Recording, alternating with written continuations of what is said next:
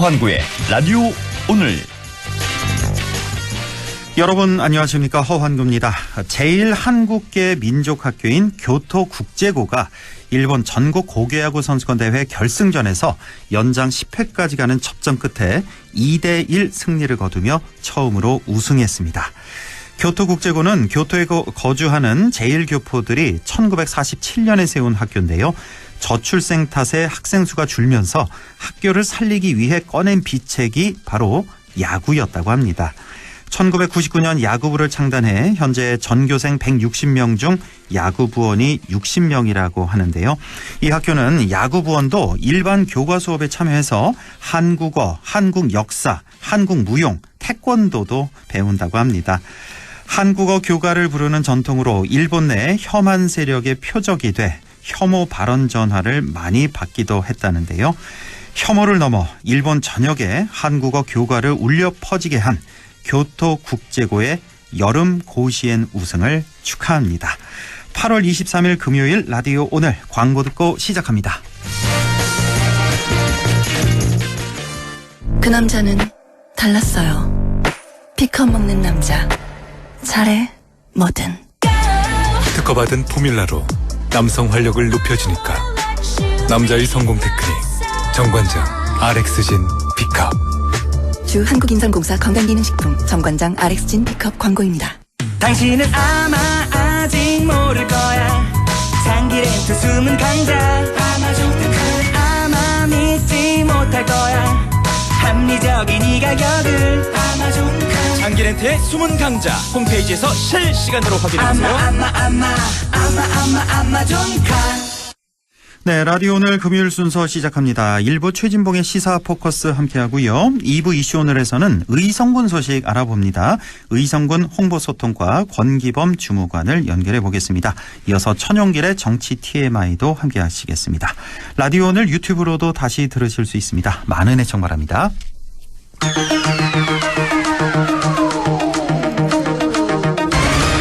네, 최진봉의 시사 포커스 오늘도 성공회대 최진봉 교수와 함께합니다. 교수님 안녕하십니까? 네, 안녕하십니까? 네, 자 오늘 첫 소식 정치 소식이 아닌 아주 반가운 소식부터 좀 간단히 짚어보겠습니다. 예. 자, 뉴스에서 좀 보신 분들 계실 것 같은데 한국계 교토국제고라고 있습니다.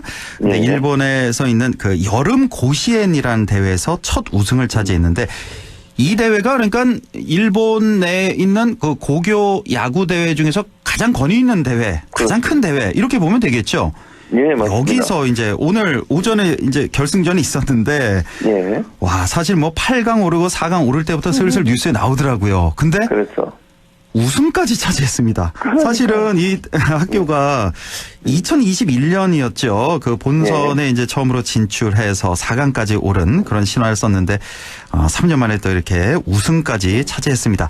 오늘도 0대0 팽팽한 승부 끝에 연장 승부치기라고 하죠. 우리 축구에서 예. 승부차기처럼 이렇게 승부치기 끝에 2대1로 우승을 차지했습니다. 어우, 오랜만에 아주 기분 좋은 소식이 들렸네요. 그러니까요. 예. 그래서 저는 이제 저도 그 장면을 마지막 연장전 장면을 봤는데 네. 정말 극적으로 이겼어요. 아. 너무 자랑스럽기도 하고 또 그게 이제 의미 있었던 게 우리 국민들한테 의미 있었던 게 교가 때문이거든요. 사실은. 교가. 예. 교가가 한국어로 돼 있고 네. 또 한국어로 이제 동해바다부터 시작해서 교가가 나오거든요. 그러니까요. 그러니까 네. 너무 가슴 뭉클하고 눈물이 나오더라고요. 그걸 들으면서. 그러니까 일본이라는 외국에 나가서 우리 이제 교민들이 사실 만든 학교고 물론 지금은 이제 거의 대부분 일본인들이 물론 2세도 있고 그다음에 그 엄마 아빠가 한국인 뭐 일본 이렇게 되신 분도 계시고 근데 그런 분 학생들이 들어와서 공부를 하고 한국어로 공부도 하고 한국어 공부도 하고 한국어 교가를 부르는 그런 학교가 일본에서 가장 권위 있는 고교 야구대회에서 우승을 했다.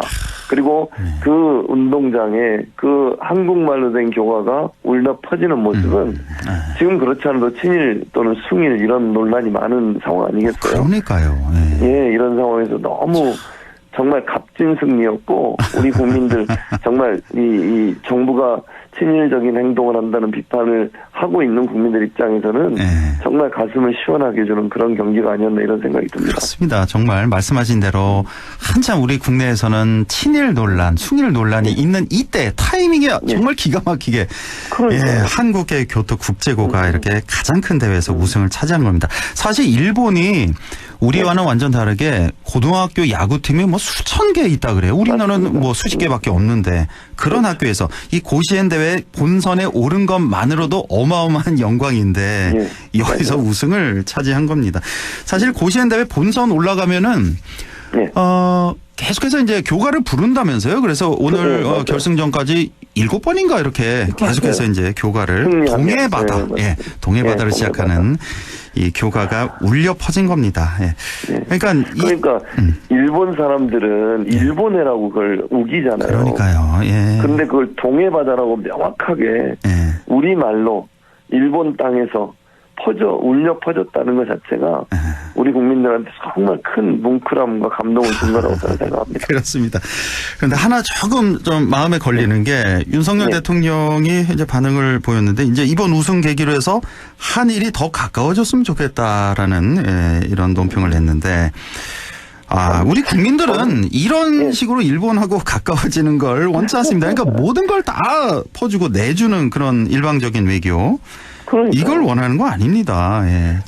사실은 저는 이 정도, 그러니까 이번 대회 우승을 축하한다면 저는 제가 아까 얘기했던 말을 대통령이 쓰는 게 맞다고 생각해요. 한일 관계 개선의 문제가 아니고요. 동해바다를 일본에도 우기는 일본에 대해서 직설적이진 않더라도 그게 문제가 있음을 저는 지적하는 게 맞다고 생각합니다.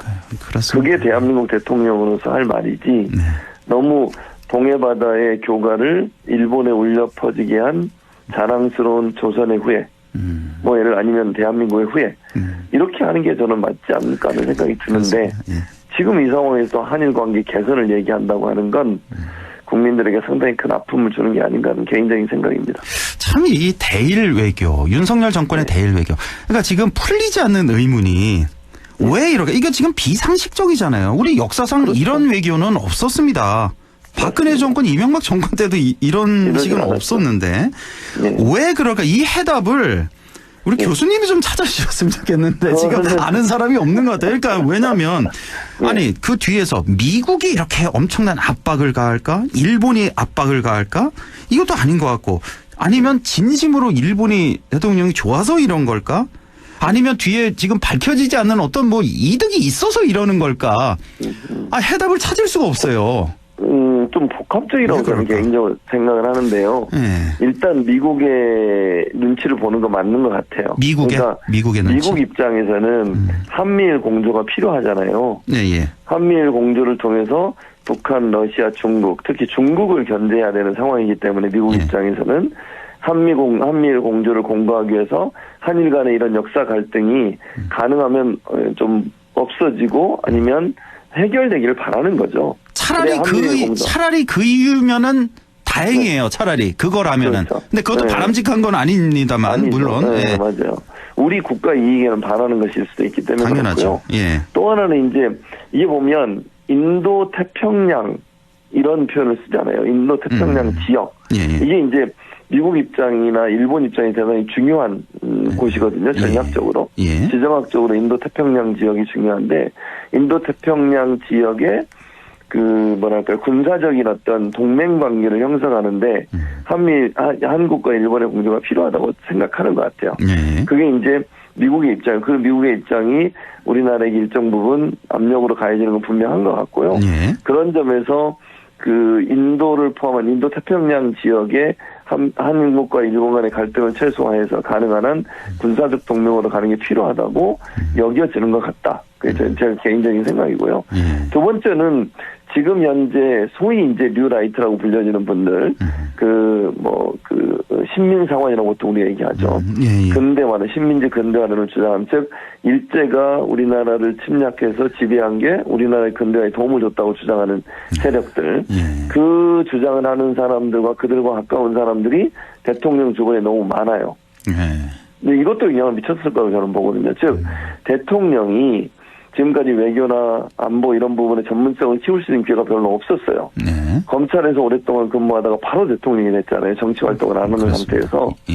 그러다 보니까 조언을 참모들에게 들을 수밖에 없는데 그 참모들의 조언이 대체적으로 한일 관계의 개선이 필요하다고 주장하는 조언을 들었을 거다. 네.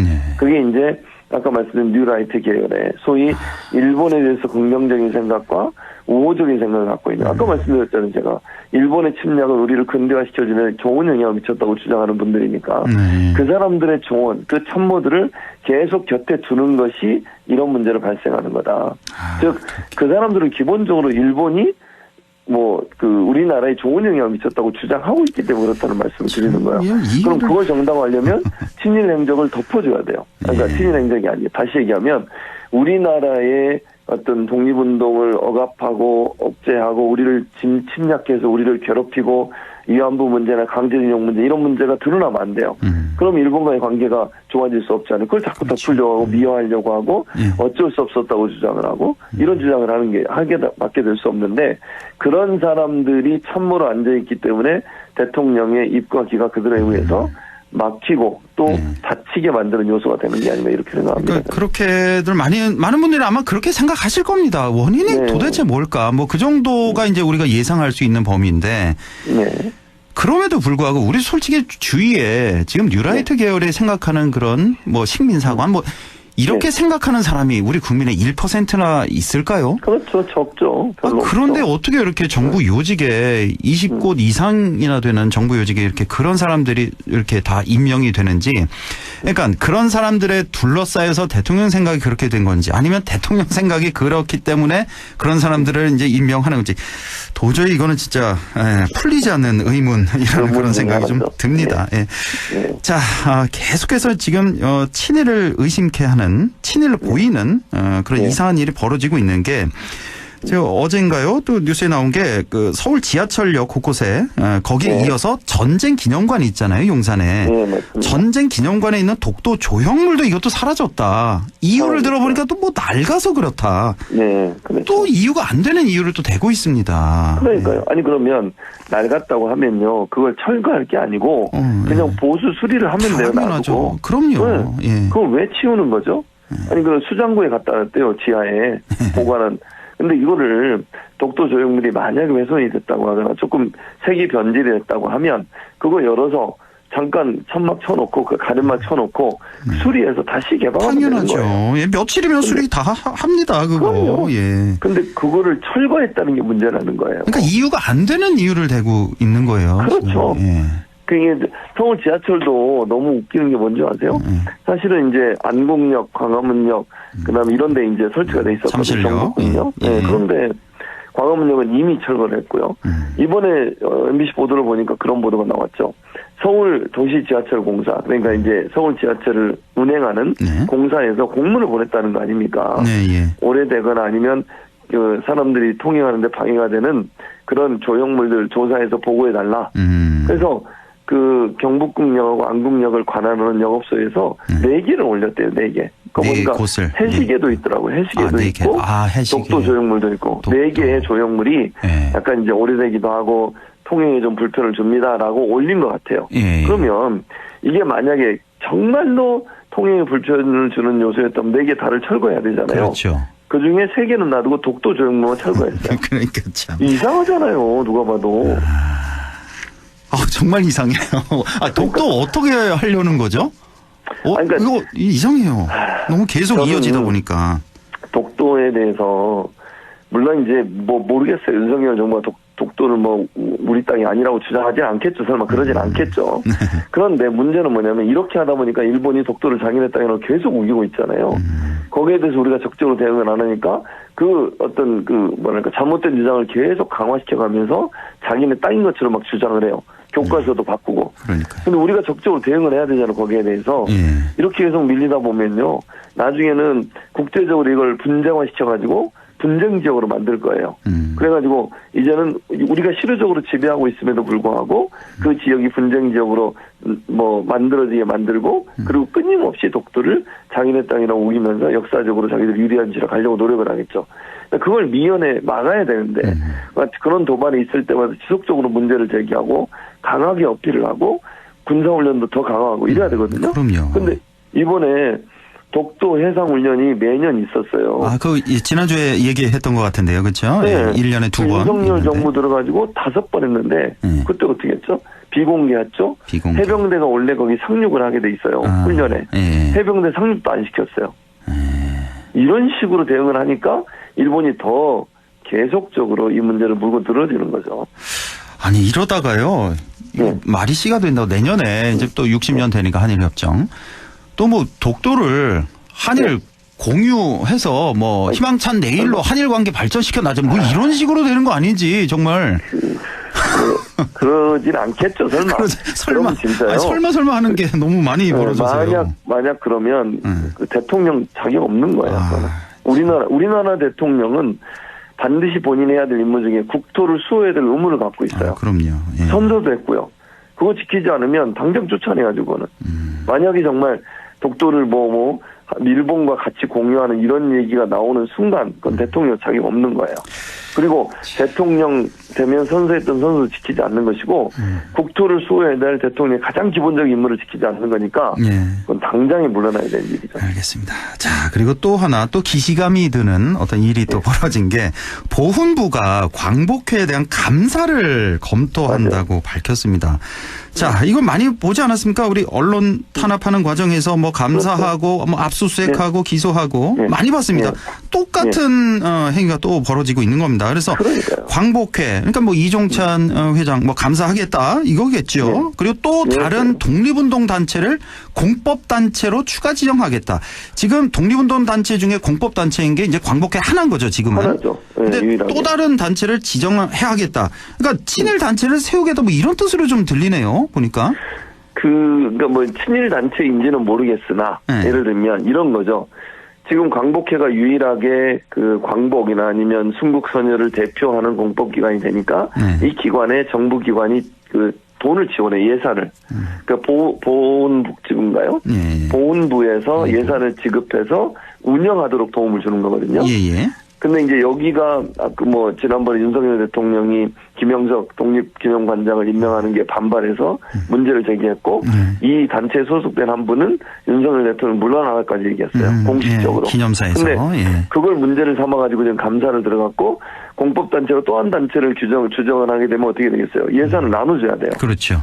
그러니까 이제 광복회 입장에 예산이 줄어드는 일이 발생하고 지금 뭐 1년에 30억인가요? 지원을 받고 맞아요. 있다고 하던데. 그러니까요. 그 금액에 대해서 일정 부분 나눠줘서 압박을 하겠다는 거예요. 즉 공법기관을 2개로 나누어 놓으면 이쪽은 지금 예상되는 게 순국선열협회인가 그러거든요. 순국선열 유족회인가 제가 이름은 정확히 모르겠는데 그쪽에서는 지난번 대통령이 참석한 광복절 기념식에 참석했어요. 그래서 광복회장 대신 연설됐어요, 그 사람이. 유족회장이. 그러니까 이게 모르겠어요. 뭐 그분들이 보수냐 진보냐 이걸 다 떠나서 자기 대통령이 주재해서 했던 행사에 참석한 이 기관을 물론 그 기관을 하겠다고 공식적으로 밝히지 않았지만 그렇게 얘기가 나오고 있거든요. 지금. 그렇다고 하면 그 광복회 대신 그 기관을 이제는 정부가 적극적으로 지원하는 단체로 만들려고 하는 게 하는 의심이 들고 그렇게 되면 광복회에 대한 지원이 줄어들거나 아니면 끊기거나 이럴 가능성이 있다는 거죠. 경쟁하게 하거나. 그러면 예산을 받기 위해서 광복회가 지금처럼 이렇게 강한 메시지, 즉 비판적인 메시지를 낼 수 있겠어요? 결국 예산으로 길들이게 하는 거 아닙니까, 정부가? 이런 태도는 잘못된 거죠. 그렇습니다. 좀 간단히 몇 개만 좀 더 여쭤보겠습니다. 지금 김건희 여사 디올백 수수 관련해서 이제 검찰이 중앙지검에 이제 무혐의 결론 내리지 않았습니까? 이제 그렇죠. 이원석 총장에게도 보고를 했는데. 자, 권익위에 이어서 이제 검찰이 이렇게 좀 많은 분들이 예상을 했습니다만. 자, 과연 이원석 검찰총장이 수사심의위원회를 열 수 있을까? 이제 다음 달에 이제 퇴직인데. 어떻게 보십니까? 저는 못할 거라고 봅니다. 못한다. 안 할 거라고 봅니다. 왜냐면 지금 이원석 총장의 발언 내용을 보면 더 드릴 말씀이 없다. 나중에 얘기하겠다. 이랬거든요. 인터뷰가 계속. 며칠째 그렇습니다, 지금. 그러고 있어요. 그러니까 이건 안 하겠다는 거예요. 임기 한 달 정도 남았는데 지금 만약에 정말 이게 문제가 있다고 생각했으면 이창수 지검장이 보고했을 당일날 강한 메시지를 냈어야죠. 이거는 국민적 의혹을 풀 수 없다. 라든지 수사심의위원회 넘겨서 이거 검토해 보겠다라든지. 근데 그 이후로 아무 얘기를 안 해요 지금. 너무 자존심 상합니다. 누가 상식적으로 봐서 이게 옳은 판단이라고 봅니까? 이게 그러니까 이원석 총장 그랬잖아요. 성역도 없고 특혜도 없고 예외도 없다. 몇 번 강조했잖아요. 말만 하는 거죠. 행동. 이게 누가 그렇다고 봅니까? 그리고 또 하나 참 신기한 게 검찰 내부가 아주 조용하다. 조용해요. 단 한 명의 검사도 반발을 안 한다. 야, 예전에 윤석열 전 검찰총장 지금 대통령이죠. 그때 징계하고 이럴 때 난리 났잖아요. 참 신기합니다. 경찰 내부 망에.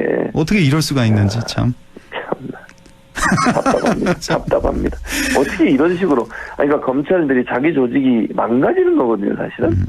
수사에 영이 서지 않고 수사에 대해서 국민들이 신뢰를 안 하면 이렇게 권력기관에 대한 수사를 제대로 안 하게 되면 그 검찰의 수사를 누가 믿겠습니까? 그렇습니다. 이러니 검사 탄핵도 추진이 되고 검찰 개혁한다는 말이 나오는 거 아니겠어요? 그렇습니다. 예. 자, 지금 원래는 이제 내일 모레 일요일에 이재명 대표, 한동훈 대표 이제 회담이 예정돼 있었는데 코로나 감염이 돼서 이재명 대표가 좀 미뤄지게 됐는데 여기서 이제 세 가지 대표적으로 최상병 특검, 뭐 25만 원, 또 금투세 폐지 이렇게 논의가 될 것이라는 예상이 나오고 있는데 사실은 지금 우리 민생이 너무 힘들지 않습니까? 그렇죠. 민생 정책 25만 원 금투세 폐지 이런 얘기가 나오는데 저는 개인적으로 금투세 이게 민생 법안이니까 저는 이런 생각이 좀 드는데 지금 당장 급한 게 지금 의료 대란 얼마나 심각합니까? 맞아요. 서민들 고통받는 거, 소상공인 자영업자들 이런 걸 좀 논의를 했으면 좋겠어요. 좀 현실적으로. 예. 맞습니다. 그런데 지금 의료 대란이 이거 정말 이렇게 가도 되는 건지 너무너무 심각한 상황이에요, 지금. 심각해요. 네. 아니 지금 당장 가장 큰 문제가 그런 거잖아요. 전공의들을 추가로 지금 다시 지원을 받았는데도 1%인가 지원자가 그거밖에 안 돼서. 어떻게 합니까, 당장? 그럼 이제 몇 년 동안은 전공의가 없다는 말은 어느 한 분야의 전문적인 어떤 의료 기술을 가진 사람을 양성하지 않는다는 거예요. 그리고 전공의들이 복귀 안 하면 지금 어디로 가고 있는지 아세요? 일반 의료 활동을 일반 병원, 동네 의원들 그런 데로 다 가요. 그러면 빅5라고 불려지는 소위 대형 병원들의 어떤 분야의 전문가, 특히 이제 가장 중요한 게 외과 수술이잖아요. 이런 암 걸리거나 아니면 이러면 치료가 필요한 그리고 위급한 환자들을 치료할 수 있는 외과적 수술을 능력을 갖고 있는 사람들이 없어지고 있다는 거예요. 지금 줄어들고 지금 정부가 지금 대책이나 있는 건지 아니 걱정이나 하고 있는 건지 모르겠습니다. 너무 방치가 이게 길어져서. 심지어 김종인 전 비대위원장이 방송에 나서 그런 얘기까지 했잖아요. 본인도 어디에 새벽에 부딪혀가지고 병원 몇 군데를 돌아다녔다잖아요. 20 몇 군데 다 안 받아줬대요. 응급실에. 안 받아줬대요. 의사가 없고. 8반을 꿰맸는데. 네. 그래서 겨우 한참을 돌다가 겨우 8반을 꼬매러 갔다는 거 아닙니까? 김종인 위원장은 그나마 생명의 지장이 없어도 괜찮은데 생명의 지장이 있는 환자가 얼마나 많습니까, 전국에. 그러니까요. 큰일 났습니다, 진짜 이거. 아니, 이렇게 무대책으로 그러니까 국민의 생명을 담보로 이런 행동을 하는 거잖아요, 지금. 물론 의사들도 잘했다고 얘기하고 싶지 않아요, 저는. 의사들도 일정 부분 양보해야 되지만 정부가 하나도 양보를 안 하면서 계속 압박만 하면 피해는 국민들이 당하잖아요. 아니 이걸 국민들 피해를 그럼 안 당하게 해놓고 하든지. 이게 뭐 하는 행동입니까? 최진봉 교수님하고 벌써 이제 의료 대란 이제 초기에 벌써 몇 달 전에 이 방송에서 얘기했잖아요. 2,000명 밀어붙일 게 아니라 첫 회는 그럼 한 500명 정도 하고 다음에 600명, 700명 하자고. 이렇게 했으면 이 정도는 아니었을 텐데. 아니죠. 이상하게 2,000명에 거기. 고집을 피워서. 아이고, 알겠습니다. 시간이 많이 지났네요. 자, 성공회대 최진봉 교수와 함께했습니다. 고맙습니다. 예, 감사합니다. 네, 라디오 오늘 2부에서 뵙겠습니다.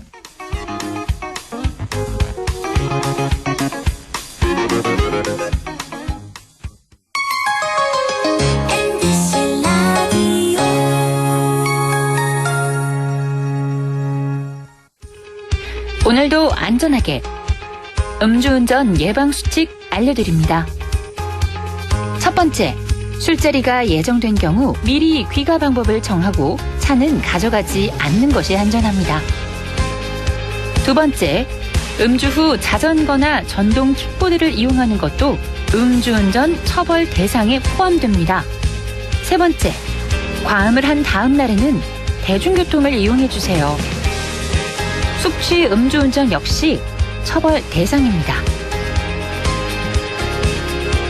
네 번째, 음주운전을 방조하는 경우에도 3년 이하의 징역형 또는 1,000만 원 이하의 벌금형에 처해질 수 있습니다. 적극적으로 말려주세요.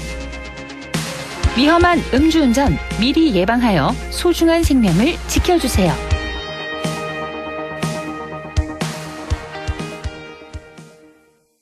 안녕하세요, 강남입니다. 오늘은 멋진 우리 이웃들 한번 만나볼까요? 부지런한 K 사장님, 로빈 씨, 오늘 많이 바쁘세요? 한국인은 밥심인데 밥 먹을 시간도 없어요. 할 땐 하는 프로 직장인 로렌 씨, 일하면서 제일 기쁜 순간은? 퇴근할 때? 윙크장인 트로트 가수 레오 씨, 어쩌다 트로트를 하게 됐어요? 한국의 흥에 반했죠. 여러분도 이런 멋진 이웃들과 함께 살고 계시죠? 다 함께 내일을 만들어가는 다문화 이주 배경 이웃들. 우리는 모두 우리입니다. 공익광고협의회.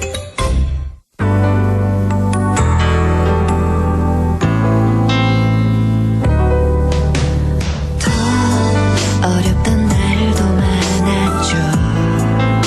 우리 함께 한다면 따스함을 느껴요. 사랑이 있어요. 소중한 꿈을 이뤄봐요. 우리 함께 여기 있으니 감동과 사랑 있는 MBC 라디오 문화방송 100.1 MBC 라디오. 네, 6시 31분 41초 지나고 있네요. 이슈 오늘 시작합니다. 오늘은 우리 지역 의성군 소식 알아봅니다. 의성군 홍보소통과 권기범 주무관 연결되어 있습니다. 권기범 주무관님 안녕하십니까? 예, 안녕하십니까. 의성군의 모든 홍보를 담당하는 걸어다니는 홍보자판기 권기범 인사드립니다. 홍보 자판기. 예. 예, 의성군 홍보 자판기 권기범 주무관과 오늘은 이렇게 의성 소식 알아보죠. 자, 오늘은 어떤 소식 준비되어 있습니까? 예, 첫 번째 소식은 의성 안개 출산 통합 지원센터에서 베이비 카페 주말 운영을 실시합니다. 기간은 12월 21일 8일까지 토요일 오전 10시부터 오후 2시까지 아기 놀이방, 부모 쉼터 및 장난감, 육아용품 대여소를 운영합니다. 아, 의성 안개 출산 통합 지원센터에서 베이비 카페를 평일에는 운영을 했었는데 이제는 주말에도 토요일에도 운영한다는 거죠, 그러니까? 예, 맞습니다. 평일뿐만 아니라 예. 주말에도 의성 국민들이 이용할 수 있도록 시간을 늘렸습니다. 토요일에 일요일은 쉬고요. 예, 일요일은 이런 식으로 토요일까지 운영한다는 소식이고, 예, 많은 이용 저 부탁드리고요. 의성의 귀농귀촌 인구가 꾸준히 늘고 있는 것으로 알고 있습니다. 귀농귀촌 체험 투어를 통해서 체험을 할 수 있는 그런 프로그램이 있다고 들었는데요. 소개해 주시죠. 예, 2024년 제2회 의성군 귀농귀촌 체험 투어 참가자를 모집합니다. 도시 지역 예비 귀농귀촌인들이 의성군에 오셔서 귀농귀촌 정책과 농업 현장 투어 그리고 현장 체험 등 다양한 프로그램이 준비되어 있습니다. 모집 기간은 9월 20일까지입니다. 신청 방법은 의성군 농업기술센터로 전화 주시면 됩니다. 네, 귀농귀촌 체험 투어가 있습니다. 의성군이 귀농귀촌 4년 연속 전국 1위잖아요. 그 이유가 바로 예비 귀촌인들이 이렇게 미리 다 체험을 하고 또 많은 지원 또 정보가 있기 때문인 것 같습니다. 자, 그리고 어제가 바로 처서였습니다. 이제 뭐 가을이 시작됐다는 뜻인데 그래도 아직은 좀 더위가 조금 더 있을 것 같습니다. 자, 그래서 의성에서 마지막 더위를 날려줄 썸머 뮤직 페스티벌을 연다고요? 예, 맞습니다. 8월 31일 8월 마지막 주죠. 토요일 18시 안개 위천 특설 무대에서 마지막 여름밤 음악 축제가 열립니다. 출연진은 코카스텐, 거미, K-윌, 장혜진, 디셈버, 이브, 로키드 유명한 가수분들이 많이 오십니다. 예. 또 이거 입장료가 없습니다. 무료 입장입니다. 예. 빨리 오시면 오실수록 앞에서 가수분들 보실 수 있습니다. 오, 아주 큰 음악 축제가 있군요. 바로 다음 주 토요일, 내일이 아닙니다. 다음 주 토요일 31일 저녁 6시 안개 위천 특설 무대로 가보시면 되겠습니다. 출연진이 굉장히 화려하네요. 국카스텐, 거미, K-윌, 장애진 등등 옵니다. 자, 이제 추석 전에 다들 이제 벌초들 이제 슬슬 많이들 하실 텐데 벌쏘임 사고가 매년 뉴스에서 보도가 되고 있습니다. 벌쏘임 사고 예방에 대해서 의성군에서도 주민들에게 주의사항을 알려주고 있다고 하는데요. 어떤 것들이 있을까요? 예, 전국에서도 많이 발생하지만 의성에서도 매년 벌쏘임 사고가 발생하고 있습니다. 예. 우선 벌에 쏘이지 않기 위해서는 향수나 자극적인 화장품을 좀 자제해 주시고 예. 흰색 계열, 하얀색 계열 소매가 긴 옷을 착용하시는 게 좋습니다. 예. 그리고 혹시나 벌집을 건드렸을 시 머리를 최대한 보호하고 벌집에서 20m 이상 달려서 피신을 해주셔야 됩니다. 예. 그리고 벌에 쏘였을 때는 카드 같은 물건으로 벌침을 살살 긁어서 벌침을 제거하고 쏘인 부위는 생수나 흐르는 물로 깨끗한 물로 씻은 뒤에 얼음찜질을 해주시면 좋습니다. 얼음찜질. 예. 예. 그리고 쏘인 부분이 많이 부어오르거나 몸에 두드러기 같은 알러지 반응이 나타나면 즉시 119 신고하시고 병원 치료 받으셔야 합니다. 뭐 향수, 화장품 이런 냄새를 좋아하는군요, 벌들이. 예. 후각에 민감해서. 그러니까요. 예. 이런 거 좀 자제하시고 흰색 계열이 좋다. 또 소매가 긴 옷 착용하시는 게 좋겠습니다. 자, 올해는 좀 이렇게 벌쏘임 사고가 없었으면 좋겠네요. 자, 마지막 소식인데 의성군에서 의성을 홍보할 수 있는 주제로 영상 공모전이 있었는데 이걸 기간을 좀 연장했다고요? 예. 얼마나 연장했습니까? 예, 맞습니다. 원래 기존에는 7월 31일까지 저희가 작품을 받고 있었는데 네. 10월 31일까지 기간을 연장했습니다. 석 달. 예. 예. 의성군을 홍보할 수 있는 내용을 담은 주제로 브이로그, 패러디, 광고, 뮤직비디오 등 장르 불문으로 대한민국 국민 누구나 개인 또는 팀으로 지원이 가능합니다.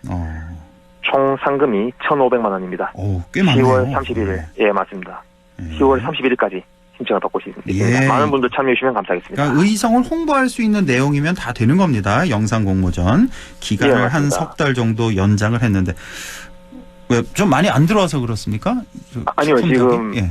약 한 80건 들어왔습니다. 80건이나. 예. 예. 네, 조금 더 연장해서 추석이나 의성 마늘 축제를 겹쳐서 이제 같이 조금 더 다양한 작품이 들어왔으면 좋겠어서 연장을 했습니다. 그렇군요. 예, 총 상금이 꽤 많습니다. 1,500만 원이나 되는 브이로그, 패러디, 광고, 뮤직비디오 뭐 어떤 장르 등 다 된다는 말씀. 자, 그리고 지금 코로나 소식도 마지막으로 준비하셨다고요? 예. 지금 또 코로나가 다시 유행하고 있습니다. 예. 예, 전국적으로 유행하고 있는데 의성군에서는 코로나 감염을 최대한 차단하기 위해서 열심히 방역을 하고 있습니다. 곧 추석이기 때문에 더 열심히 방역을 하고 있고요. 개인 위생에 신경 좀 써주시고 건강에 유의하시기 바랍니다. 저는 3주 후에 뵙도록 하겠습니다. 네. 이상 의성군 홍보 자판기 권기범이었습니다. 예, 자 의성군 홍보 자판기 바로 홍보소통과의 권기범 주무관이었습니다. 오늘 말씀 고맙습니다. 예, 감사합니다. 라디오 오늘에서는 청취자 여러분의 참여를 기다리고 있습니다. 우리 지역에서 발생한 사건 사고 소식이나 함께 토론하고 싶은 내용을 안동 MBC 홈페이지 라디오 오늘 게시판에 올려주시기 바랍니다. 전화와 문자 참여도 하실 수 있습니다. 전화는 851국에 7191번, 문자는 샵 0913번으로 보내주시면 됩니다. 문자는 단문 50원, 장문 100원의 정보 이용료가 있습니다. 여러분의 많은 참여 바랍니다.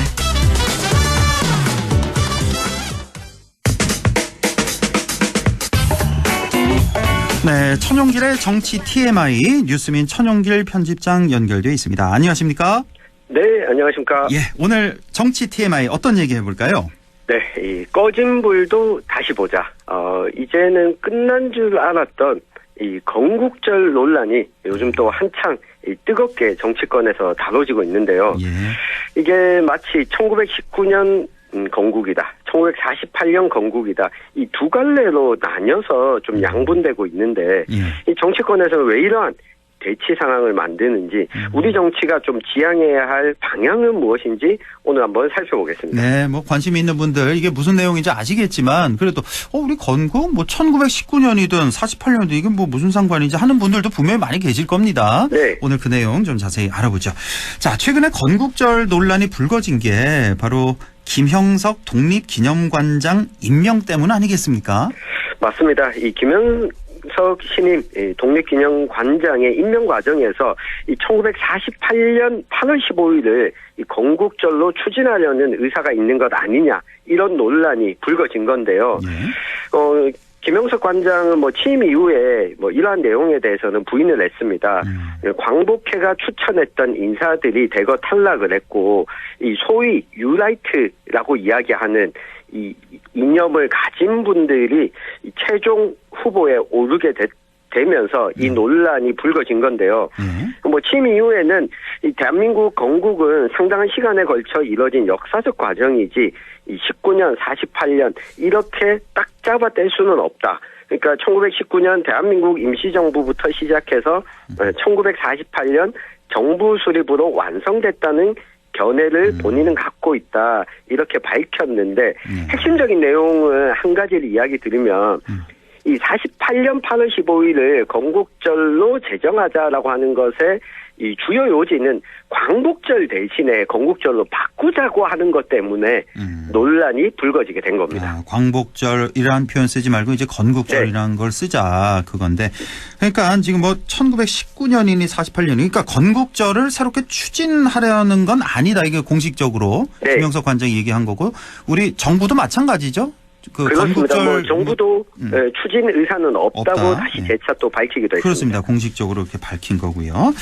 자, 그런데 이 건국절을 제정해야 한다는 이 주장이 언제부터 이게 제기가 된 겁니까? 그러니까 우리가 1945년에 해방이 되고 1948년 대한민국 정부 수립이 된 이후에 건국절을 따로 제정해야 된다라고 하는 이야기 자체는 한 50여 년 동안 전혀 없었습니다. 전혀 없었어요? 네. 50년 동안. 그러다가 이 소위 건국절을 제정하자 이렇게 포문을 연 게 그 반일 종족주의라는 책을 쓴 유라이트 진영의 이론가인 이영훈 교수가 2006년에 이 동아일보에 우리도 건국절을 만들자. 라는 글을 쓰면서 시작이 됐습니다. 이게 이제 2006년이란 말이죠. 아마 이영훈 교수 아마 TV 화면에서도 많이들 보셨을 겁니다. 예. 맞습니다. 그러고 나서 2007년 9월에 당시 한나라당 국회의원이었던 정가균 의원이 광복절 대신 건국절로 바꾸자라는 내용을 담은 이 국경일에 관한 법률 개정안을 국회에 제출하면서 이 정치권에서 본격화가 됐습니다. 2006년, 2007년 이때 이제 본격적으로 거론이 된 거군요. 네. 이들이 이렇게 추진하자라고 하는 배경은 이 국가의 기본 요소가 영토, 국민, 주권을 갖춘 것이 국가의 기본 3요소인데, 그러니까 이 영토와 국민, 주권을 모두 갖춘 48년 8월 15일로 건국절로 기념하자는 취지인데, 이 반박하는 쪽에서는 만약 48년 8월 15일에 대한민국이 건국됐다면, 이 1919년 4월 11일에 수립됐던 대한민국 임시정부의 정통성이 좀 부정된다. 이런 반박을 하고 있습니다. 그렇죠. 이제 48년에 비로소 우리 나라가 세워졌다면 48년 이전에는 우리 일제치하에서는 우리 나라가 아니니까 일본이 뭐 수탈해 가고 징용해 가고 이거 다 합법적인 행위가 되는 거예요. 그렇죠? 그렇습니다. 이런 것 때문에 두 날짜 중에 두 연도를 중심으로 논의가 되고 있는데 사실 이면은 이렇습니다. 그러니까 1948년에 건국했다고 주장하는 쪽에서는 이 대한민국 정부가 수립된 해가 한반도 유일한 합법 정부다. 그러니까 소위 말하면 이 북한에 대해서는 이 유일한 합법 정부가 아니라 괴뢰 정부다라고 이 주장을 하고 이와 관련해서 통일을 주장하는 쪽에 대해서도 부정적인 평가를 하기 위함도 포함되어 있습니다. 그리고 이 광복회나 야당, 현재 야당 쪽에서는 이 1919년 건국설을 주장하면서 상해 임시정부의 법통, 정통을 갖고 있다. 그러니까 이게 어떤 쪽이 대한민국의 정통성을 가지고 있냐라고 하는 논쟁인데 사실 이게 좀 좁혀서 보면 둘 중 하나를 선택해야 되냐 할 수 있겠지만 어느 주장을 하든 우리 지금 대한민국 국민이고 시민이라는 측면에서 보면 우리 사회에 건국절을 하나로 정하자라고 하는 게 큰 도움이 안 되는 측면이 있습니다. 게다가 1945년의 한국 사회 상황을 보면 소위 1919년 임시정부 정통론을 주장하는 쪽은 지금 유라이트 진영에서는 이들에 대해서는 좌파다라고 이 비판을 하는데 사실 해방 직후에 건국준비위원회라는 명칭을 들어보셨을 겁니다. 예. 그 독립운동가 여운형 선생이 주도했던 이 건국준비위원회 같은 경우에는 임시정부만 정통성을 가지고 있는 게 아니다. 부정을 했고 이 소위 해방 직후 좌파들 여운형, 박헌영 등의 독립운동가들은 임시정부에는 법통성이 없다고 했고 반면에 뭐 김구 선생 등 이 우익들이 임시정부가 법통성을 가지고 있다 이 주장을 했었습니다. 그렇군요. 자, 네. 조금 어려워지는데 내용이. 네. 자, 그런데 생각해 보면 해방 이후에 우리 조상들이 건국한 시점을 특정하지 않은 이유도 좀 있을 것 같은데요. 맞습니다. 이 부분이 중요합니다. 아니 왜 그러면 우리가 건국된 시점을 정하지 않았느냐라고 하는 생각을 우리 청취자들이 해보면 좋겠는데요. 현재 있는 연호에 관한 법률 또 국경일에 관한 법률 어디를 봐도 대한민국 건국일에 대한 규정이 없습니다.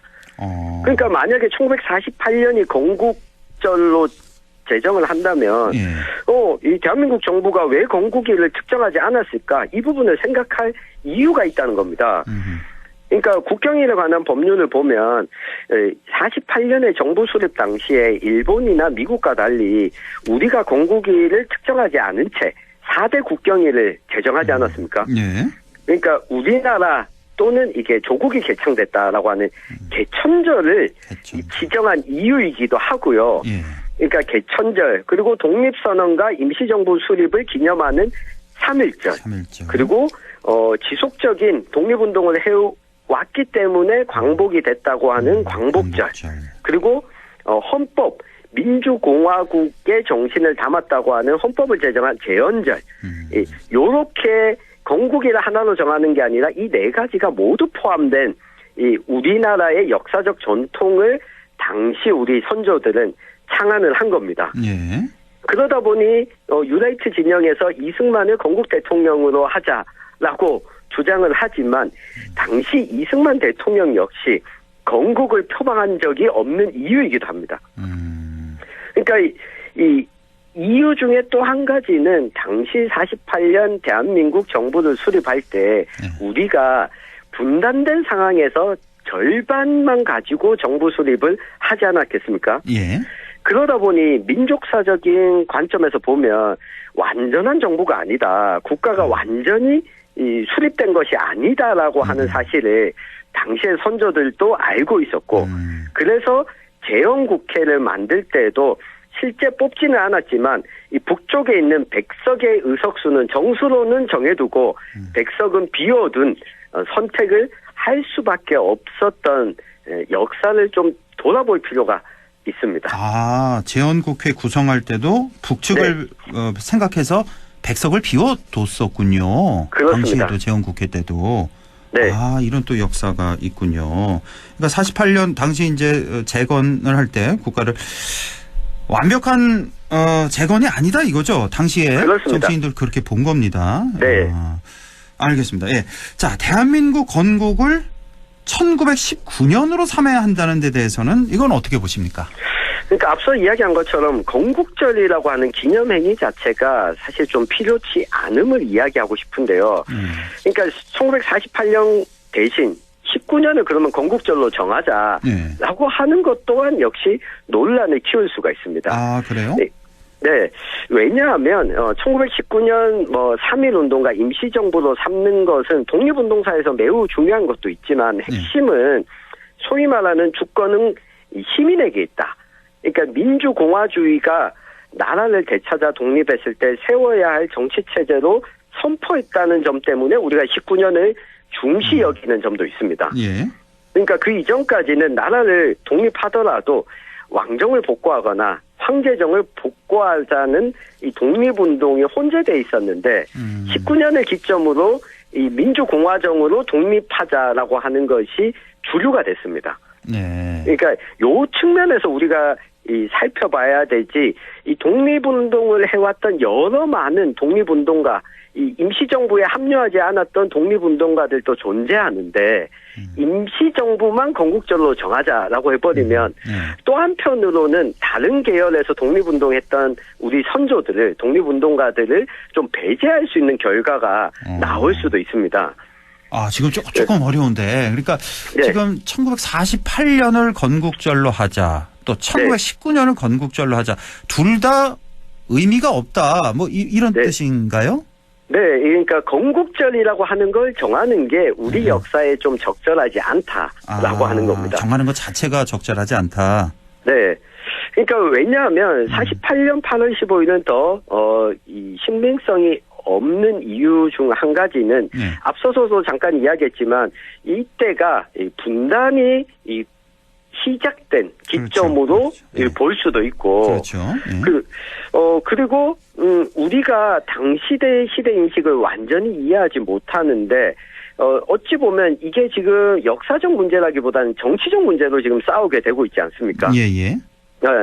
그래서 19년 48년 둘 중에 하나로 제정하자라고 하는 것은 한쪽에서는 좀 48년을 주장한 쪽에서는 분단을 공고히 하려는 이 전통을 주입하려고 하고, 이 19년을 또 강하게 주장하면 마치 48년 주장에 반박하기 위해서 이렇게 바꾸자고 하는 게 되기 때문에, 이렇게 되면 이 광복절, 우리가 흔히 이야기하는 4대 국경일에서 하나를 더 추가해야 되는가? 그러면 개천절은 어떻게 해야 되는가?